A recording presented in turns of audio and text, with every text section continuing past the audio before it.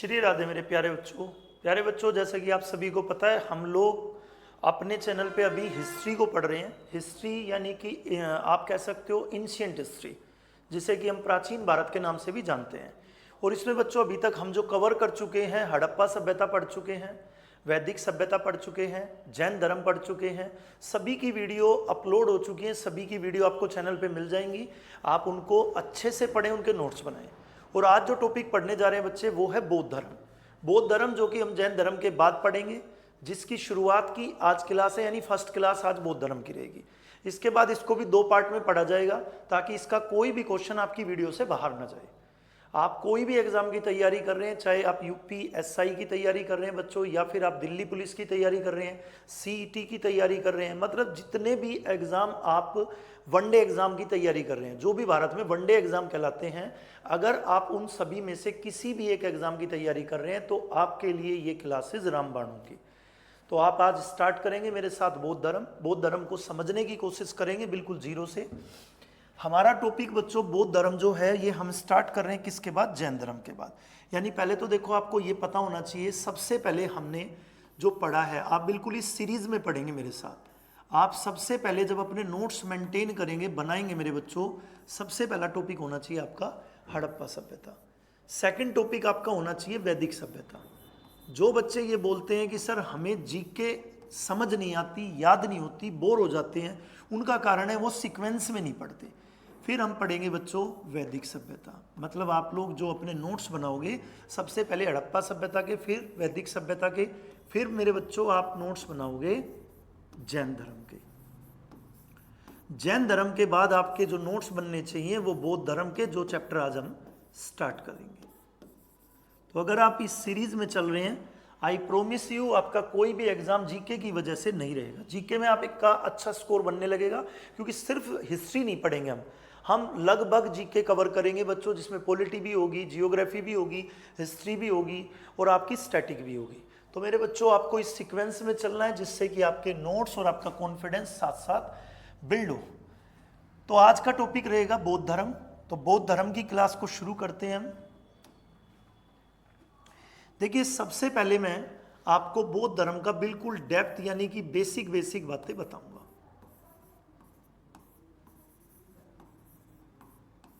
अगर हम बात करते हैं बच्चों बौद्ध धर्म की, तो बौद्ध धर्म का मतलब यहां पर लोकेशन से मैं जोड़ता हूं। सबसे पहले देखिए, बौद्ध धर्म की शुरुआत अगर हम कहें तो बच्चों नेपाल देश, नेपाल के अंदर आपको सभी को एक वर्ड याद होगा, कभी पढ़ा होगा, कपिलवस्तु। कपिलवस्तु नाम की एक जगह, और कपिलवस्तु में बच्चों, कपिलवस्तु में एक जगह पड़ती है लुम्बिनी। और लुम्बिनी के जो राजा थे बच्चे, लुम्बिनी के राजा का नाम था शुद्धोदन। लुम्बिनी के राजा का नाम था शुद्धोदन। तो राजा साहब का नाम है शुद्धोदन, और उनकी पत्नी का नाम है बच्चों महामाया। उनकी पत्नी का नाम है Mahamaya. Once again I repeat, आज हम बौद्ध धर्म पढ़ने जा रहे हैं बच्चों। जैन धर्म के बाद का जो आपको चैप्टर पढ़ना है वो बौद्ध धर्म पढ़ना है, चाहे कोई भी एग्जाम आप दे रहे हैं। तो बौद्ध धर्म में बच्चों सबसे पहले आपको लोकेशन याद रहनी चाहिए कि कहां से शुरुआत हुई है। नेपाल के अंदर एक जगह जिसका नाम कपिलवस्तु, कपिलवस्तु के अंदर एक छोटा कस्बा कह लो या एक छोटा सा प्लेस कह लो, जिसका नाम है लुम्बिनी। लुम्बिनी के राजा हुआ करते थे बच्चों, जिनका नाम था शुद्धोदन। और शुद्धोदन जो थे बच्चों, अगर आपसे इनका कुल पूछ बैठे तो साक्यगण कुल के ये व्यक्ति थे। मतलब ये बिलोंग करते थे साक्यगण कुल से। अगर आपसे कोई पूछे कि ये वर्ण व्यवस्था के आधार पर, जैसे 4 वर्ण थे बच्चों, तो ये किस वर्ण के थे, तो क्षत्रिय वर्ण के थे। तो साक्य गण कुल के थे शुद्धोदन। शुद्धोदन के घर पे बच्चों एक बच्चे ने जन्म लिया, एक बेटा हुआ, पुत्र प्राप्ति हुई, जिस पुत्र का नाम रखा गया सिद्धार्थ।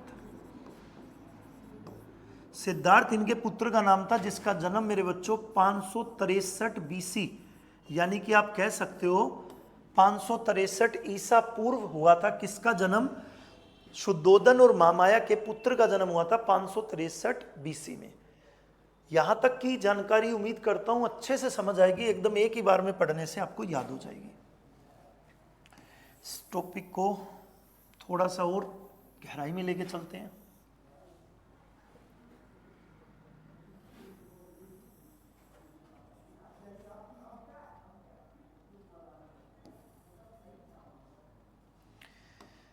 अब देखिए बच्चों, बात करेंगे हम सिद्धार्थ के बारे में। महामाया जो कि इनकी माताजी थी, इनके जन्म के बाद यानी कि सिद्धार्थ के जन्म के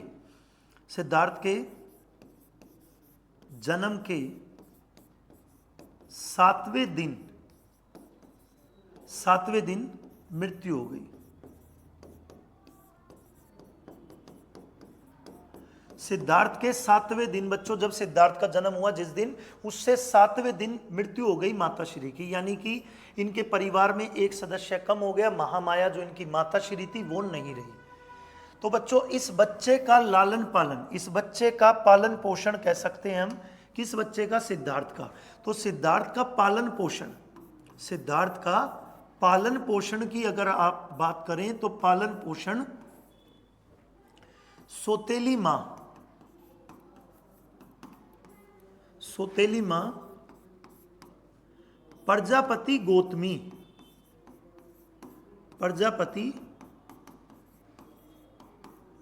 के द्वारा किया गया।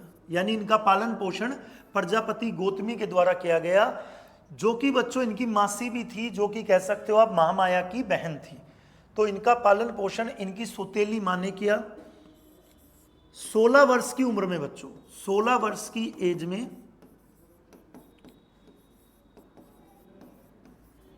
में यशोधरा से विवाह, यानी कि इनकी जो शादी हो गई थी वो 16 वर्ष की उम्र में हो गई थी बच्चों। इनकी रानी का नाम था यशोधरा, इनकी पत्नी का नाम था यशोधरा, और इनको एक पुत्र की प्राप्ति हुई। पुत्र का नाम था बच्चों राहुल। पुत्र का नाम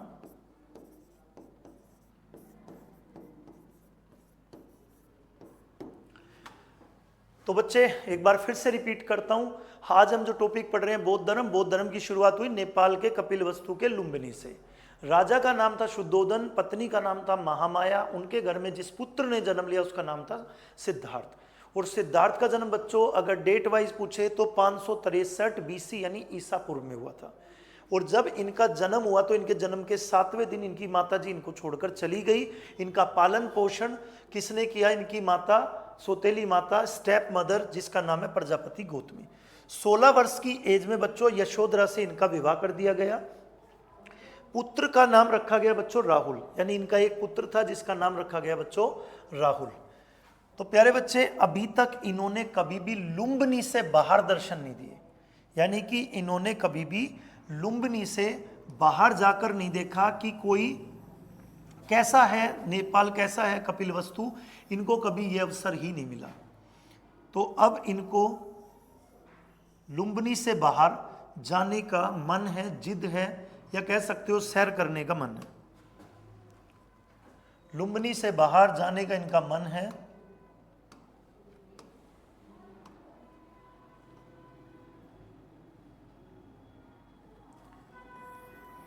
इस पार्ट को इधर सर्कल करके हटा देते हैं।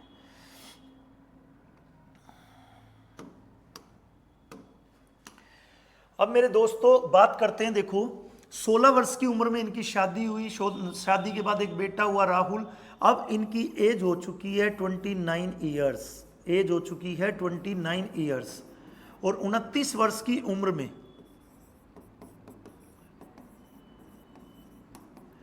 एज में सिद्धार्थ ने, हम बात कर रहे हैं सिद्धार्थ की, जिनके पिता का नाम है शुद्धोधन, जो कि बच्चों एक राजा के बेटे हैं। सिद्धार्थ ने चन्ना नाम के सारथी के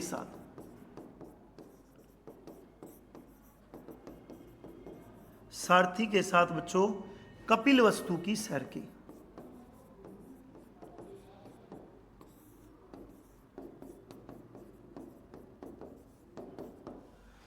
एग्जाम में पूछा गया क्वेश्चन क्या है?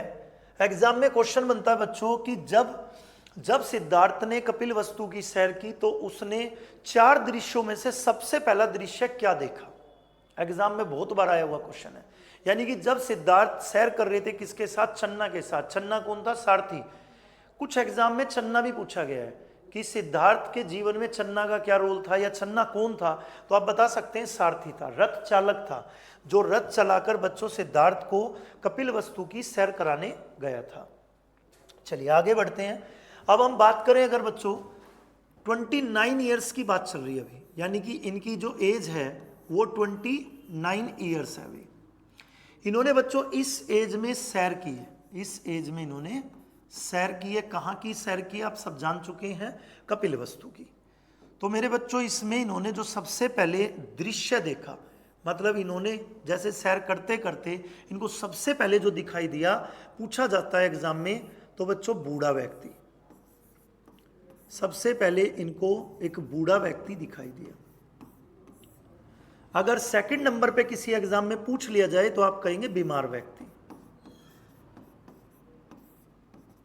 अगर थर्ड नंबर पे पूछ लिया जाए तो बच्चों शव, शव मतलब डेड बॉडी। फोर्थ पे पूछ लिया जाए तो सन्यासी। अपनी सैर के दौरान सिद्धार्थ ने इन चार चीजों को देखा, चार दृश्यों को देखा, लेकिन इन चार दृश्यों को देखने के बाद बच्चों सिद्धार्थ का इस संसार की मोह माया से मन हट गया। यानी मोह माया से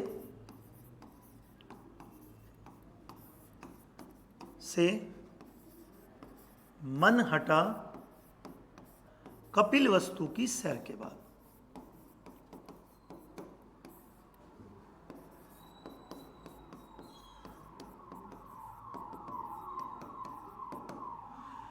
कपिलवस्तु की सैर के बाद बच्चों ये हुआ कि इनका मन हट गया सांसारिक मोह माया से, और बच्चों ये घर छोड़ना चाहते हैं। अब ये चाहते हैं कि ये जो सांसारिक सुख है, सांसारिक मोह माया से, तो ये बचपन से भी थोड़े अलग ही रहते थे।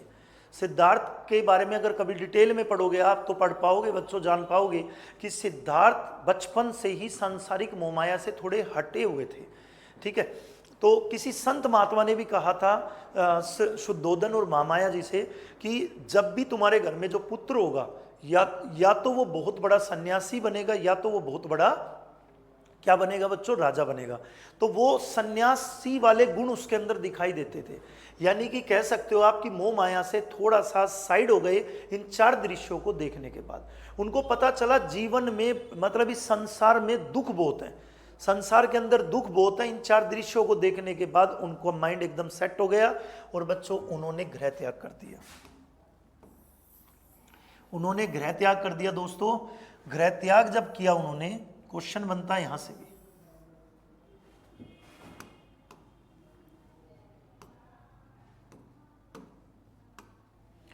इन्होंने जो गृह त्याग किया 29 वर्ष में, 29 वर्ष की एज में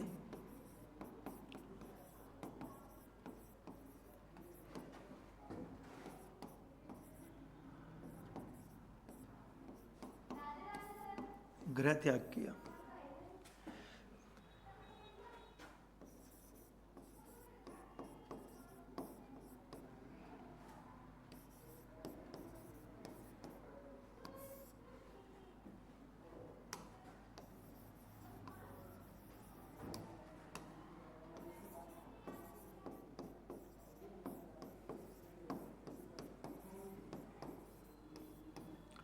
बच्चों एग्जाम में क्वेश्चन पूछे जाते हैं कुछ इस तरह के।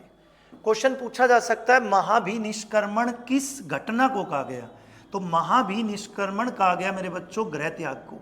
यानी कि जब उन्होंने गृह त्याग किया, घर को छोड़ दिया, तो उस घटना को बच्चों नाम दिया गया महाभिनिष्क्रमण।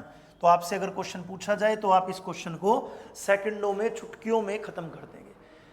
अगेन आई रिपीट, जब उन्होंने 29 साल की एज में बच्चों क्या किया, गृह त्याग, घर को छोड़ दिया, पूरा सांसारिक मोहमाया छोड़ दिया। वो जान चुके थे कि ये दुखों का कारण है, ये सब कुछ जो आर्टिफिशियल लाइफ दिख रही है ये सब दुखों का कारण है। बूढ़ा व्यक्ति दिखाई दिया, बीमार व्यक्ति दिखाई दिया, शव, डेड बॉडी दिखी और सन्यासी। इन सभी में से सबसे ज्यादा हैप्पी लाइफ उनको लगी सन्यासी की। तो बच्चों यहाँ तक की स्टोरी आपको बहुत अच्छे से समझ आ जाएगी। इससे थोड़ा सा आगे बढ़ते हैं। जब उन्होंने गृह त्याग किया बच्चों, गृह त्याग करने के बाद, यानी कि मैं यहाँ पे सिर्फ अब गृह त्याग लिखूंगा क्योंकि आप कनेक्ट हो चुके हो, यहाँ तक आप समझ चुके होंगे गृह त्याग कब किया था। गृह त्याग के बाद बच्चों इन्होंने बिहार के, ये कहां पहुंच गए, बिहार के वैशाली में। बिहार के वैशाली में बच्चों इनके जो प्रथम गुरु थे, यानी इन्होंने अपने प्रथम गुरु बनाए वैशाली के अंदर। इनके प्रथम गुरु का नाम था दोस्तों अलार कलाम। अलार कलाम। तो अलार कलाम बच्चों इनके प्रथम गुरु हैं। क्वेश्चन बन जाता है, पूछ सकता है कि सिद्धार्थ के पहले गुरु कौन थे, तो पहले गुरु जी का नाम है अलार कलाम। अब उसके बाद बच्चों इन्होंने उनसे जो भी ज्ञान प्राप्त करना था, उस ज्ञान को प्राप्त करने के बाद इन्होंने अपने दूसरे गुरु बनाए राजगीर में। ये भी बिहार में पड़ता है। राजगीर में जो दूसरे गुरु बनाए उनका नाम था रुद्रक। तो रुद्रक गुरु जी थे इनके दूसरे गुरु।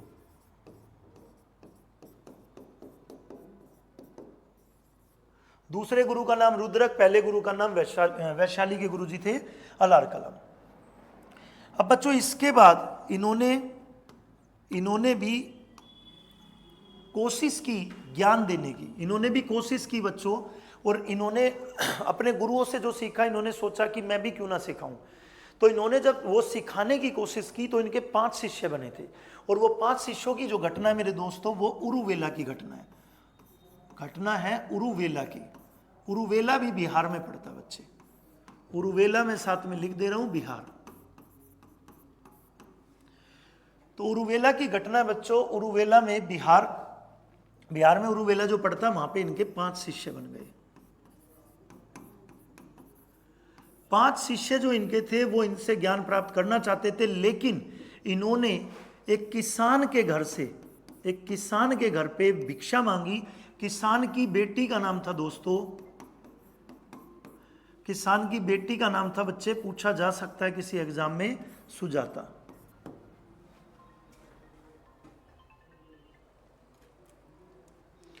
तो किसान की बेटी का नाम है सुजाता, और सुजाता के हाथ से खीर खाने की वजह से ये पांचों के पांचों शिष्यों ने इनको छोड़ दिया। तो 5 शिष्य बच्चों इनको उरुवेला में ही मिले और उरुवेला में ही छोड़ गए। उरुवेला में शिष्यों ने इनको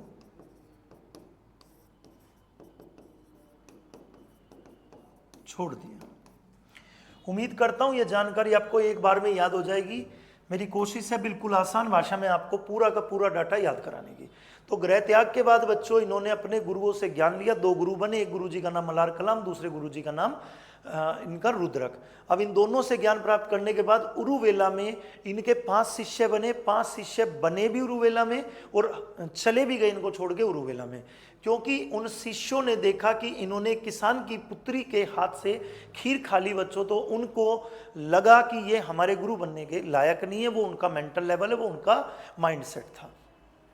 तो उसके बाद सिद्धार्थ जी को थोड़ा सा लगा कि अभी मुझे और सीखने की जरूरत है बच्चों, और सिद्धार्थ चले गए गया।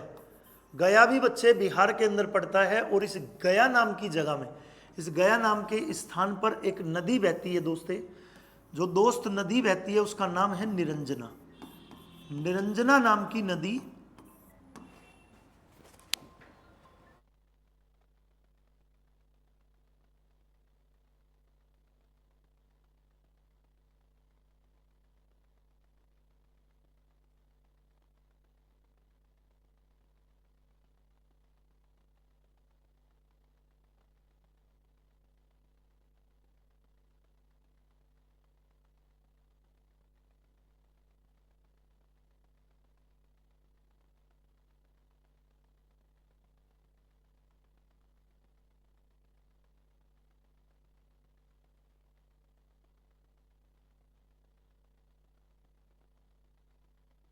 तो प्यारे बच्चे, निरंजना नदी, गया में एक नदी बहती थी निरंजना। निरंजना नदी को किसी एग्जाम में फाल्गु नदी के नाम से भी पूछ लिया जाता है। तो फाल्गु नदी पूछ ले या निरंजना नदी पूछ ले, बात एक ही है। इस नदी के किनारे बच्चों एक वृक्ष था, एक पेड़ था, जो कि पीपल का पेड़ था। पीपल के वृक्ष के नीचे इन्होंने तपस्या की। वृक्ष के नीचे इन्होंने बच्चों तपस्या की।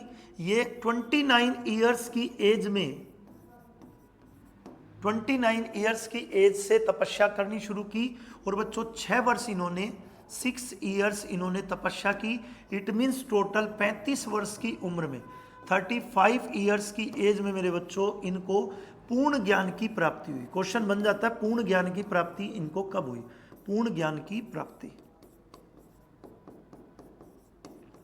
तो पूर्ण ज्ञान की प्राप्ति सिद्धार्थ को हुई बच्चों 35 साल की उम्र में। जैसे इनको पूर्ण ज्ञान की प्राप्ति हुई उसी दिन से बच्चे इस जगह का नाम गया की बजाय बोध गया हो गया। इस जगह का नाम गया की बजाय बोध गया पड़ गया। इस वृक्ष का नाम पीपल की बजाय बच्चों बोधि वृक्ष पड़ गया। इस वृक्ष का नाम पड़ गया बोधि वृक्ष। और इस नदी का नाम तो वही रहा जो था। और बच्चों सिद्धार्थ जी के भी कुछ नाम चेंज हुए। जैसे सिद्धार्थ का जो नाम चेंज हुआ बच्चों, सिद्धार्थ का नाम पड़ा महात्मा बुद्ध।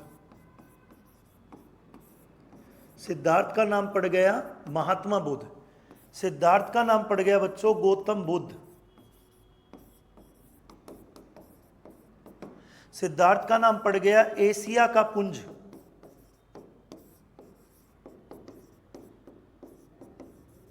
किसी बच्चे को एशिया का पुंज समझ में ना आ रहा हो तो इसको इंग्लिश में कहते हैं light of Asia. Light of Asia. तो बच्चों ये इसके नाम पड़े। और एक नाम और पड़ा जो कि तथागत, लिखा मिलेगा आपको कहीं क्वेश्चन में, तथागत। तो ये सभी नाम सिद्धार्थ के पड़े कब? जब उनको पूर्ण ज्ञान की प्राप्ति हुई। पूर्ण ज्ञान की प्राप्ति कब हुई बच्चों? जब उन्होंने तपस्या की। तपस्या करने शुरू की थी 29 साल की उम्र में। तपस्या सफल हुई थी 35 वर्ष में, यानी कि 35 साल की उम्र में 6 साल की तपस्या के बाद इनको लोगों ने एशिया का पुंज का यानी लाइट ऑफ एशिया, पूरे एशिया को आपने प्रकाशित कर दिया। क्योंकि नेपाल एशिया में पड़ता है बच्चों, ठीक है। पूरे के पूरे एशिया को आपने प्रकाशित कर दिया। ये महात्मा बुद्ध की हम स्टोरी शेयर कर रहे हैं आज। कुछ एक दो बातें और बताता हूं नेक्स्ट वीडियो में, बाकी जानकारी। अब बच्चों जैसे हमने अभी पढ़ा कि महात्मा बुद्ध, अब से इनको कोई भी सिद्धार्थ के नाम से नहीं जानता। तो हम बात करने जा रहे हैं महात्मा बुद्ध की। महात्मा बुद्ध ने बच्चों अपने जो उपदेश दिए, महात्मा बुद्ध ने अपने उपदेश पाली भाषा में दिए। पाली भाषा, पाली भाषा के नीचे आप लिखा देखेंगे, कुछ किताबों में लिखा होगा जनसाधारण की भाषा। यानी कि जनसाधारण मतलब हर एक आदमी, नॉर्मली आदमी बोलना जानता है। कौन सी भाषा? पाली भाषा। और बच्चों अगर क्वेश्चन आ जाए कि इन्होंने अपना सबसे पहला उपदेश कहां दिया, तो बच्चे सारनाथ में। सारनाथ पड़ता है वाराणसी के पास।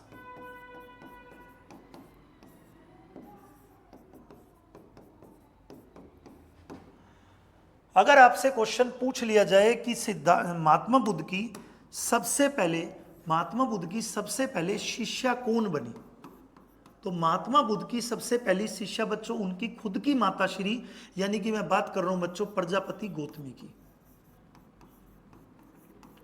प्रजापति गौतमी बनी।